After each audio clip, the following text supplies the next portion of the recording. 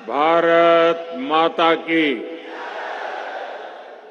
भारत माता की। भारत माता की। सारे डुग्गर देश दे लोगों की मेरा नमस्कार। जोर कन्ने बोलो, जोर कन्ने बोलो, जोर कन्ने बोलो, जोर से बोलो, सारे बोलो। मैं उधमपुर पिछले कई दशकों से आ रहा हूं। शायद कश्मीर में मेरा आना जाना, जम्मू कश्मीर की धरती पर आना जाना पिछले 5 दशक से लगातार चल रहा है। मुझे याद है 1992 में एकता यात्रा के दौरान यहां जो आपने भव्य स्वागत किया था, जो सम्मान किया था, एक प्रकार से पूरा क्षेत्र रोड पर आ गया था। और आप भी जानते हैं, तब हमारा मिशन कश्मीर के लाल चौक पर तिरंगा फहराने का था। तब यहां माताओं बहनों ने बहुत आशीर्वाद दिया था।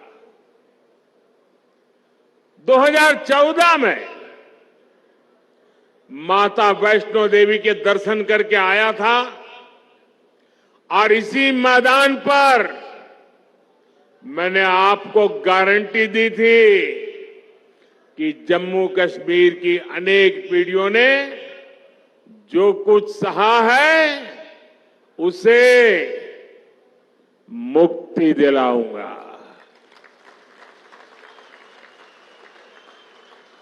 आज आपके आशीर्वाद से मोदी ने वो गारंटी पूरी कर दी है।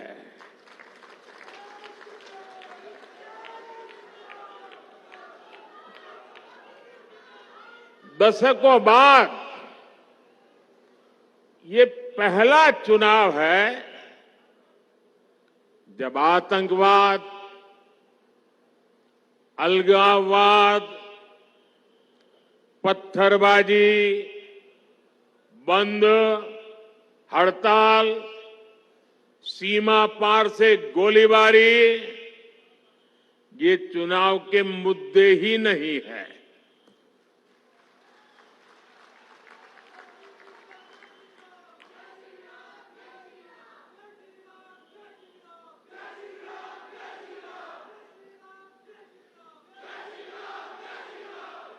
तब माता वैष्णो देवी यात्रा हो या अमरनाथ यात्रा, ये सुरक्षित तरीके से कैसे हो, इसको लेकर ही चिंताएं होती थी। अगर एक दिन शांति से गया तो अखबार में बड़ी खबर बन जाती थी। आज स्थिति एकदम बदल गई है।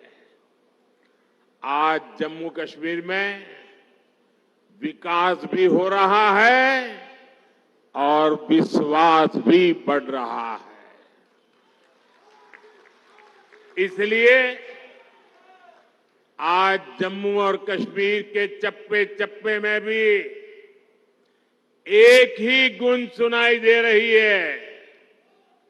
फिर एक बार, फिर एक बार, फिर एक बार, भाई और बहनों, ये चुनाव सिर्फ सांसद चुनने भर का नहीं है, बल्कि ये देश में एक मजबूत सरकार बनाने का चुनाव है।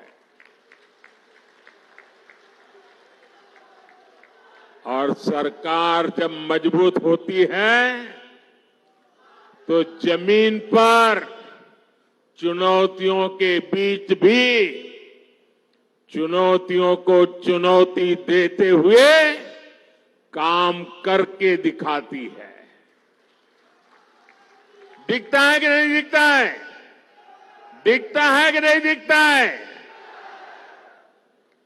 यहां जो पुराने लोग हैं उनको 10 साल पहले का मेरा भाषण याद होगा। यही मैंने आपसे कहा था कि आप मुझ पे भरोसा कीजिए।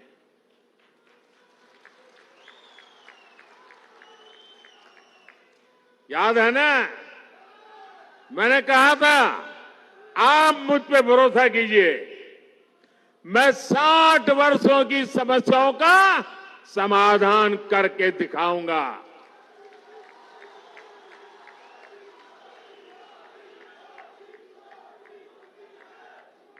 तब मैंने यहां माताओं बहनों के सम्मान की गारंटी दी थी।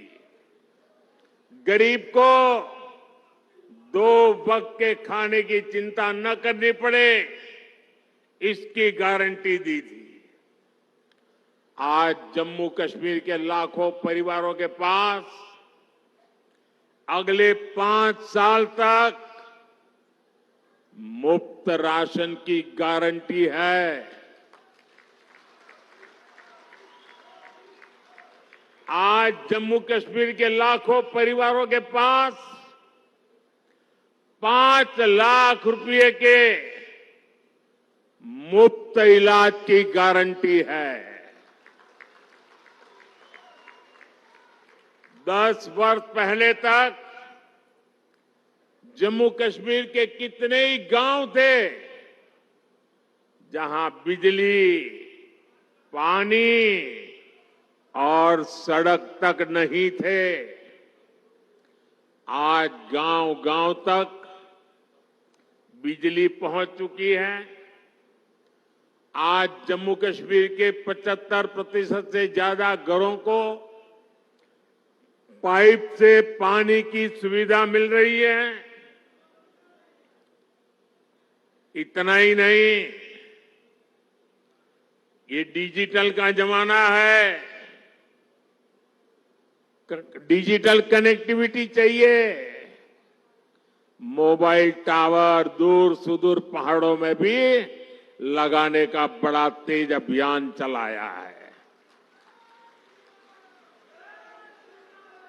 भाई और बहनों, मोदी की गारंटी यानी गारंटी पूरा होने की गारंटी।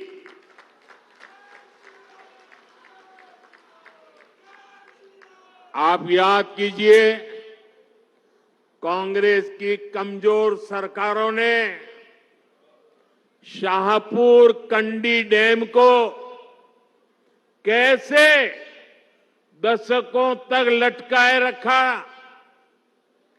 जम्मू के किसानों के खेत सूखे थे, गांव अंधेरे में थे, लेकिन हमारे हक का रावी का पानी पाकिस्तान जा रहा था। मोदी ने किसानों को गारंटी दी थी और इसे भी पूरा करके दिखाया है। इससे कठुआ और सांबा के हजारों किसानों को फायदा हुआ है। यही नहीं, इस डैम से जो बिजली पैदा होगी वो जम्मू कश्मीर के घरों को रोशन करेंगे। भाइयों और बहनों, मोदी विकसित भारत के लिए विकसित जम्मू कश्मीर के निर्माण की गारंटी दे रहा है।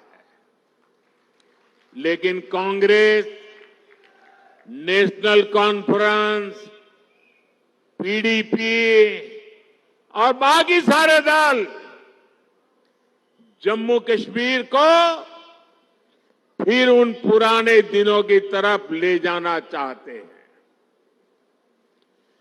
इन परिवार चलित पार्टियों ने परिवार के द्वारा ही चलने वाली पार्टियों ने जम्मू कश्मीर का जितना नुकसान किया, उतना नुकसान किसी ने नहीं किया है। यहां तो पॉलिटिकल पार्टियां मतलब of the family, by the family, for the family.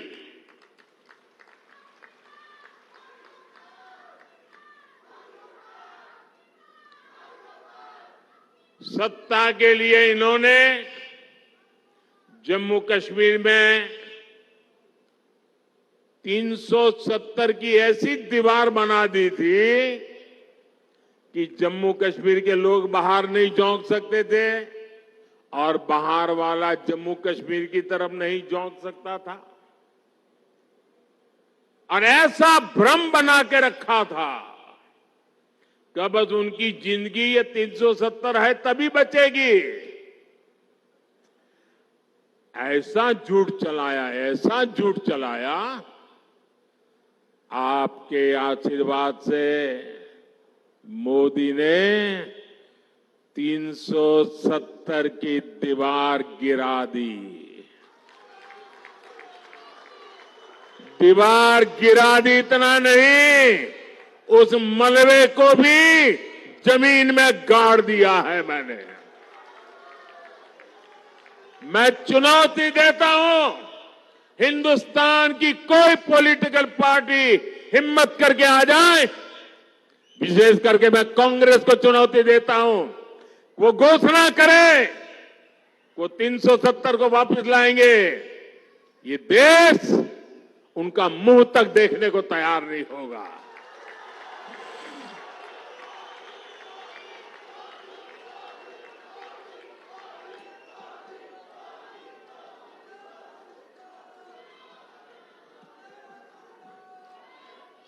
ये कैसे कैसे भ्रम फैलाते हैं, कैसे कैसे लोगों को डरा के रखते हैं। ये कहते थे 370 हटी तो आग लग जाएगी, जम्मू कश्मीर हमें छोड़ के चला जाएगा। लेकिन जम्मू कश्मीर के नौजवानों ने इनको आईना दिखा दिया। अब देखिए,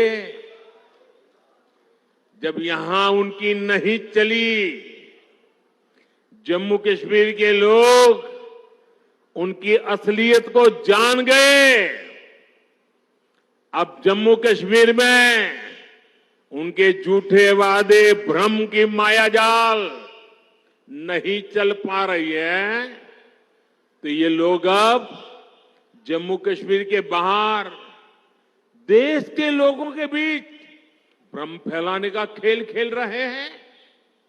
ये कहते हैं कि 370 के हटने से देश को कोई लाभ नहीं हुआ।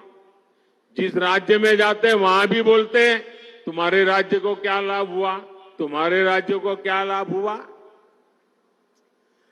370 के हटने से क्या लाभ हुआ है, वो जम्मू कश्मीर की मेरी बहन बेटियों को पूछो, जो अपने हकों के लिए तरस रही थी। ये उनका भाई, ये उनका बेटा, उन्होंने उनके हक वापस दिए हैं।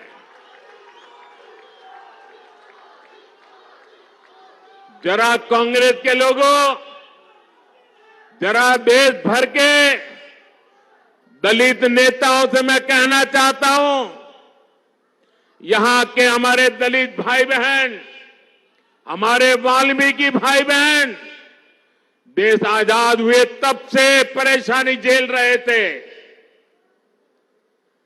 जरा आकर के उन वाल्मीकि भाई बहनों से पूछो, गड्ढा ब्राह्मण से पूछो, कोली से पूछो और पहाड़ी परिवार हो, मचैल माता की भूमि में रहने वाले मेरे पटरी साथी हो, अब हर किसी को संविधान में मिले अधिकार मिलने लगे हैं।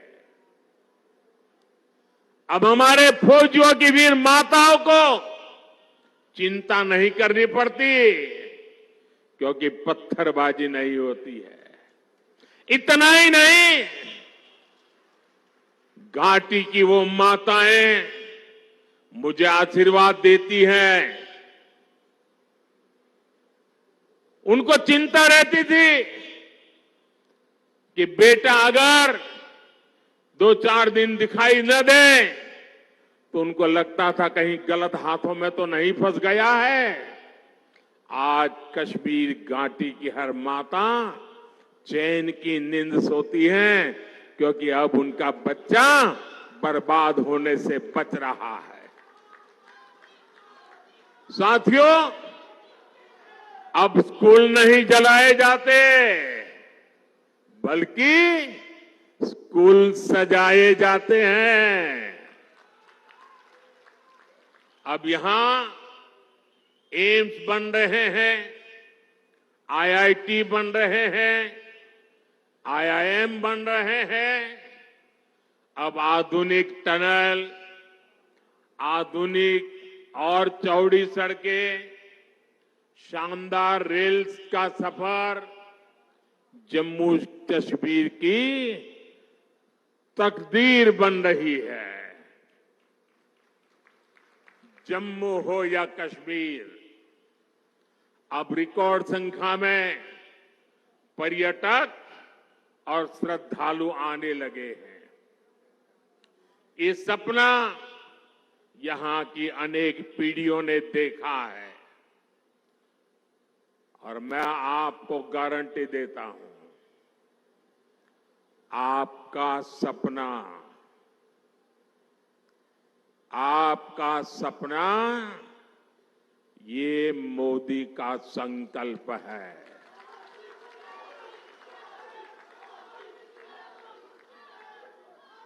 आपके सपनों को पूरा करने के लिए हर पल आपके नाम,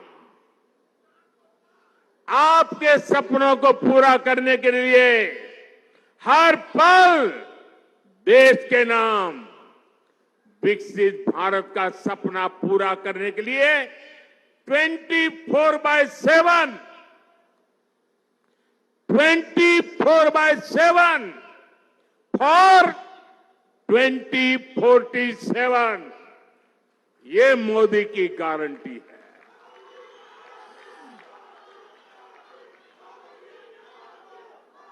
दस सालों में हमने आतंकवादियों और भ्रष्टाचारियों पर घेरा बहुत ही कसा है। अब आने वाले 5 सालों में इस क्षेत्र को विकास की नई ऊंचाई पर ले जाना है। साथियों, 10 साल के अंदर अंदर जम्मू कश्मीर पूरी तरह से बदल चुका है।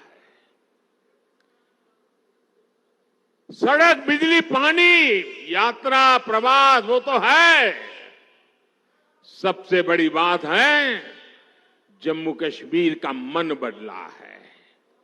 निराशा में से आशा की ओर बढ़े हैं। जीवन पूरी तरह विश्वास से भरा हुआ है। इतना विकास यहां हुआ है, चारों तरफ विकास हो रहा है। लोग कहेंगे मोदी जी अरे इतना कर लिया, आप चिंता मत कीजिए, हम आपके साथ हैं।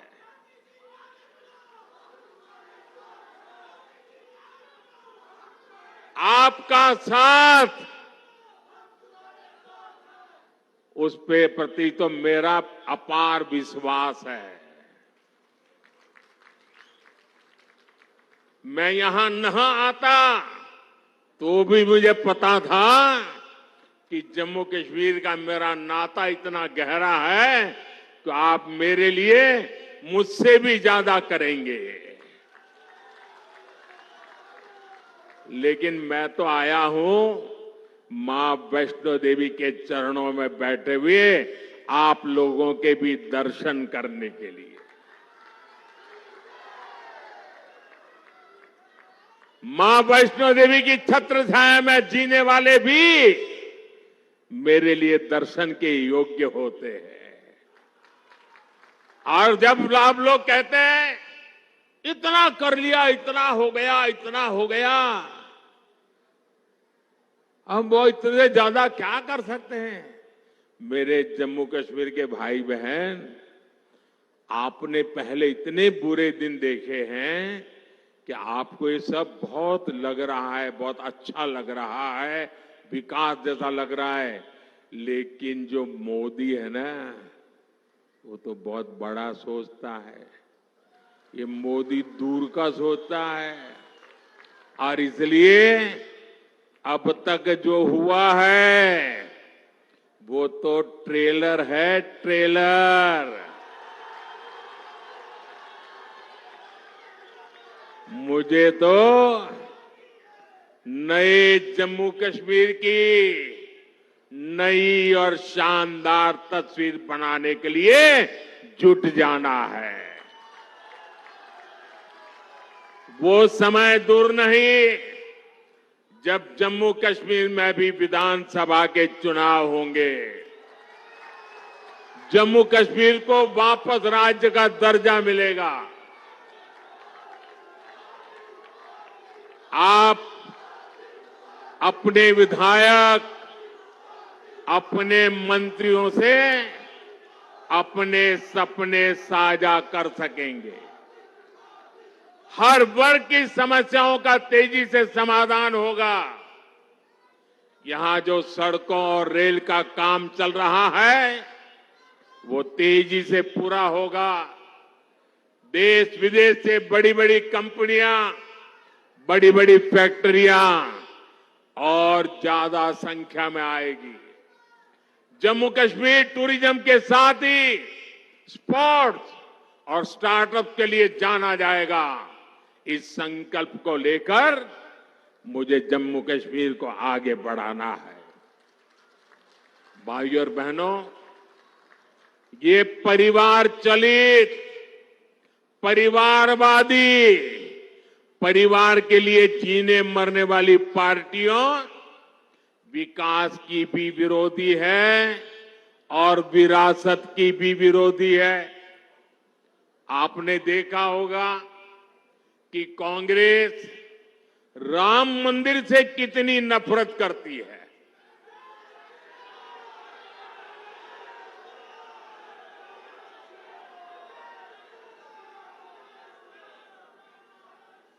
कांग्रेस और उनकी पूरी इकोसिस्टम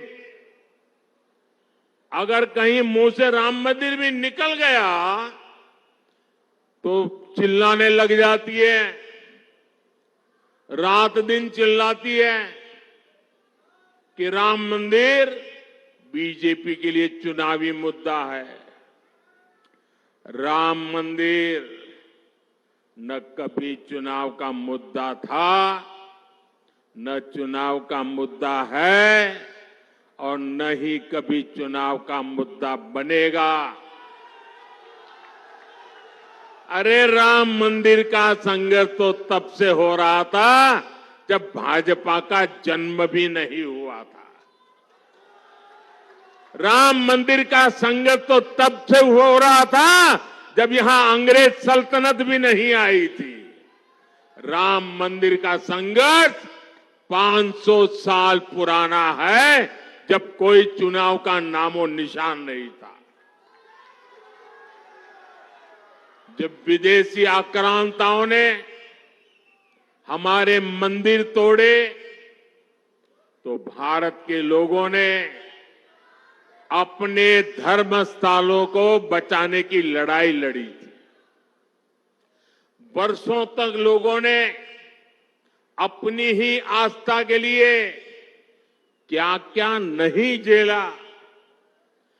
कांग्रेस और उसके सहयोगी दलों के नेता बड़े बड़े बंगलों में रहते थे, लेकिन जब रामलला के टेंट बदलने की बात आती थी, टेंट पर जो ताड़पत्री वो बदलने की बात आती थी, तो लोग मुंह फेर लेते थे, अदालतों की धमकियां देते थे।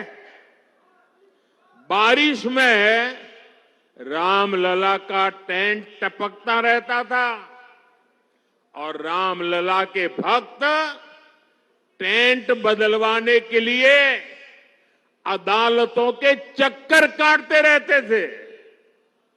ये उन करोड़ों अरबों लोगों की आस्था पर आघात था जो राम को अपना आराध्य कहते हैं।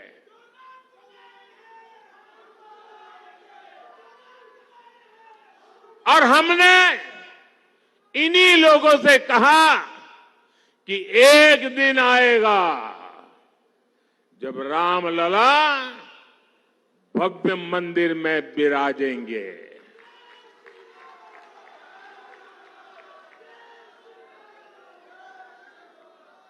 और तीन बातें कभी भूल नहीं सकते। एक, 500 साल के अविरत संघर्ष के बाद ये हुआ है। आप सहमत हैं? 500 साल के अविरत संघर्ष के बाद हुआ है। आप सहमत हैं? दूसरा, पूरी न्यायिक प्रक्रिया की कसौटी से कस करके, न्याय के तराजू से तोल करके अदालत के निर्णय से ये काम हुआ है। सहमत है? तीसरा, ये भव्य राम मंदिर सरकारी खजाने से नहीं, देश के कोटि कोटि नागरिकों ने पाई पाई दान देकर बनाया है। सहमत है? जब उस मंदिर की प्राण प्रतिष्ठा हुई, जब उस मंदिर की प्राण प्रतिष्ठा हुई, तो पिछले 70 साल में कांग्रेस ने जो भी पाप किए थे, जो भी रुकावटें डाली थी, उनके साथियों ने जो भी रुकावटें डाली थी, सबको माफ करके राम मंदिर के जो ट्रस्टी हैं, वो खुद कांग्रेस वालों के घर गए, इंडी गठबंधन वालों के घर गए, उनके पुराने पापों को माफ कर दिया और उन्होंने कहा राम आपके भी हैं, आप प्राण प्रतिष्ठा में जरूर पधारिए। सम्मान के साथ बुलाया, लेकिन उन्होंने इस निमंत्रण को भी ठुकरा दिया।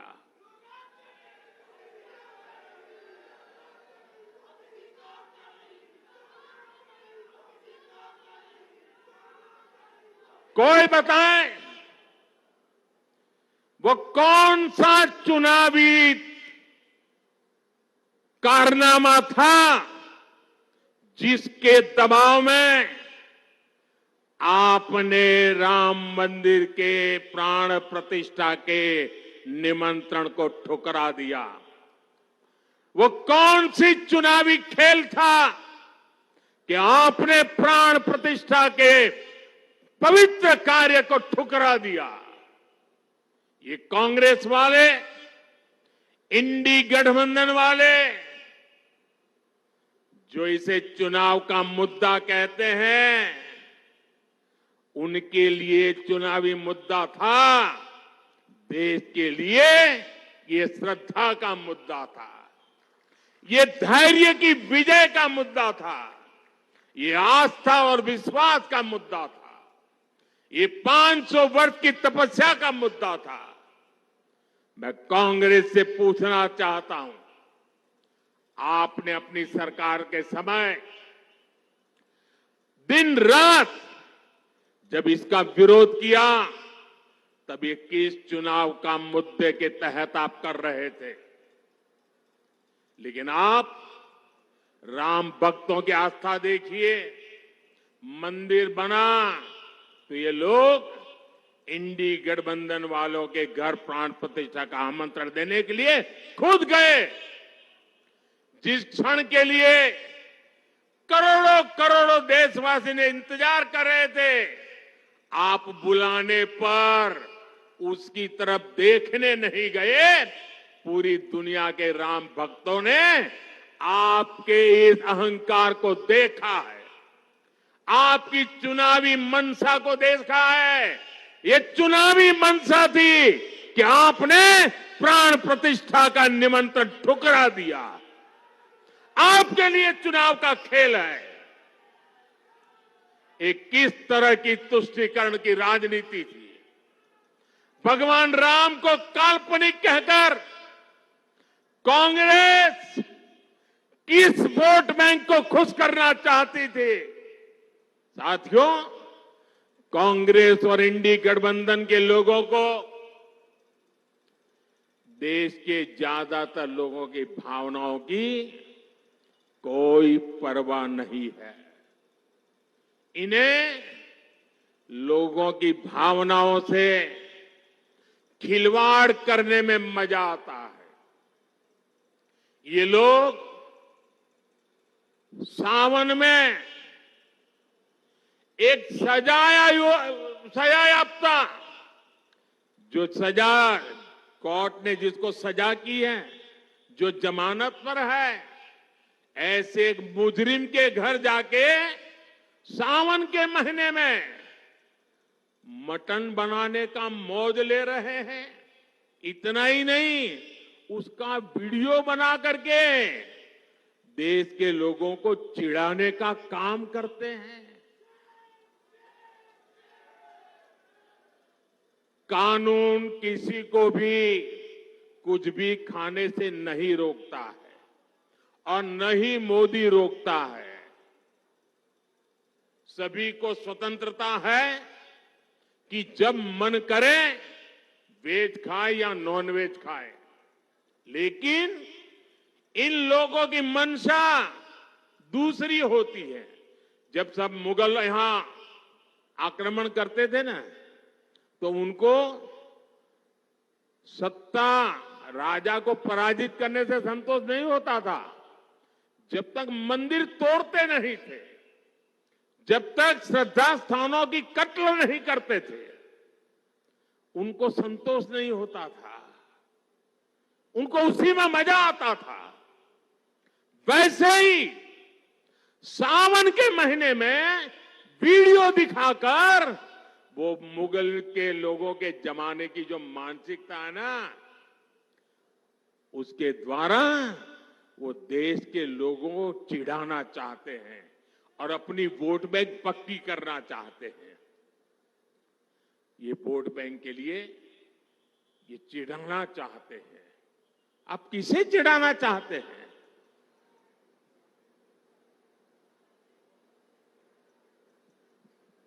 नवरात्र के दिनों में अपना नॉनवेज खाना, आप किस मंशा से वीडियो दिखा दिखा करके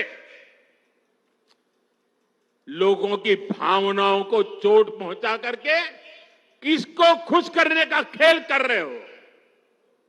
मैं जानता हूं, मैं जब आज ये बोल रहा हूं, उसके बाद ये लोग पूरा गोला बारूद लेकर गालियों की बौछार मुझ पर चलाएंगे, मेरे पीछे पड़ जाएंगे। लेकिन जब बात बर्दाश्त से बाहर हो जाती है तो लोकतंत्र में मेरा दायित्व बनता है, मैं देश को सही चीजों का सही पहलू बताऊं और वो मेरा कर्तव्य पूरा कर रहा हूं। ये लोग ऐसा जानबूझकर इसलिए करते हैं ताकि इस देश की मान्यताओं पर हमला हो, ये इसलिए होता है ताकि एक बड़ा वर्ग इनके वीडियो कर देखकर चिढ़ता रहे, असहज होता रहे। समस्या इस अंदाज से है, तुष्टीकरण से आगे बढ़कर ये इनकी मुगलिया सोच है। लेकिन ये लोग नहीं जानते, जनता जब जवाब देती है तो बड़े बड़े शाही खानदार के युवराजों को बेदखल होना पड़ता है।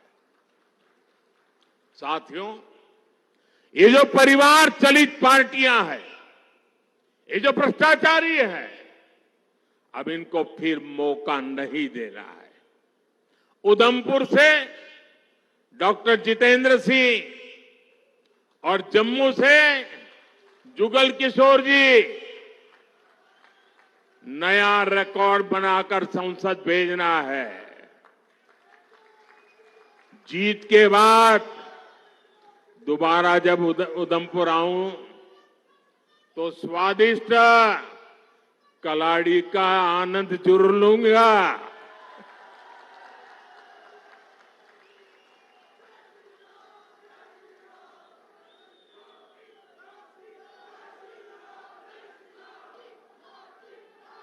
मेरा एक काम करोगे? मेरा एक काम करोगे? माता वैष्णो देवी को, वहां मैं जा नहीं पा रहा हूं यहां इतना निकट आकर के, तो माता वैष्णो देवी की क्षमा मांगिए और मेरी तरफ से मत्था टेकिए। टेकोगे? दूसरा एक काम करोगे? एक और काम करोगे? मेरा एक काम और करोगे? जरा उधर से आवाज आए, काम करोगे? इधर से आवाज आए, करोगे? पीछे से आवाज आए, करोगे? पक्का करोगे? देखिए, आप घर घर जाना है और घर घर जाके कहना, मोदी जी उधमपुर आए थे, मोदी जी ने आपको प्रणाम कहा है, राम राम कहा है, जय माता दी कहा है। कहोगे? कहोगे? मेरे साथ बोलिए, भारत माता की, भारत माता की, भारत माता की। बहुत बहुत धन्यवाद।